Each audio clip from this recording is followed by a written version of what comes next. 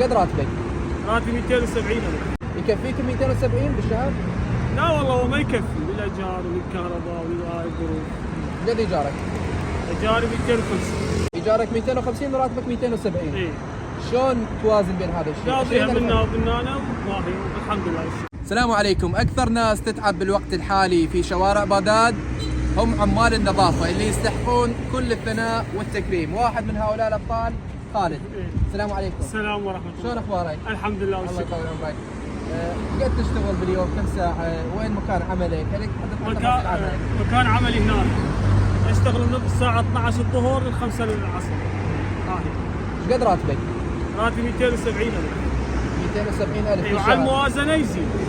تتامل على الموازنه يزيد؟ ان شاء الله على الموازنه وهذا. زين انت شو مخلص؟ اعداديه. خلص اعداديه. إيه؟ يكفيك 270 بالشهر؟ لا والله هو ما يكفي، بالايجار والكهرباء والهاي الظروف. قد ايجارك؟ ايجاري 250. يعني تقرب 90. كم بالفوقها يلا ارفع لي. ايجارك 250 وراتبك 270. اي. شلون توازن بين هذا الشيء؟ قاضيها منا وبنانا وماهي الحمد لله. ايش قد عندك عائله؟ 7 نفر. 7 نفرات، 270 ألف وايجار 250. صعب وضع عمال النظافه في بغداد. نسال الله ان يزيدوها ان شاء الله. وهي رساله بالتاكيد للسيد امين بغداد إيه؟ اللي مهتم بهذه الشريحه، شريحه عمال النظافه، انه يرفع نسبه الاهتمام ويطالب بوزاره الماليه وايضا مجلس النواب من خلال اللجنه الماليه لزياده اجور هؤلاء عمال النظافه. خلي اشوفكم الشارع شلون نظيف. شوف شارع هذا شلون نظيف. وهنا شوف الرصيف. هذا على طول هذا الشارع الرصيف بهذا الشكل.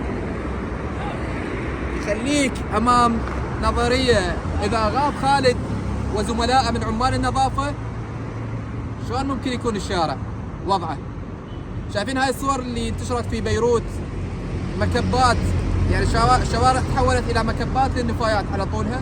ممكن نشاهد هذا الشيء، فخلي نهتم بهؤلاء الابطال اللي هم المسؤولين عن نظافتنا. اشكرك. ونرفع اجورهم ونساعدهم انه يستمر عملهم في الشوارع. تحياتي.